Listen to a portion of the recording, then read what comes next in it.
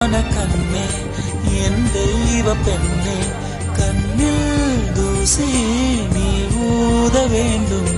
ஐயோ ஏன் இந்த சாபம் எல்லாம் என்றோ நான் செய்த பாவம். பகலும் இரவாகி பயமானதே அம்மா, விளக்குன் துணையின்றி இருளானதே. உயிரின் ஒரு பாதி பறிபோனதே அம்மா, தனிமை நிலையானதே.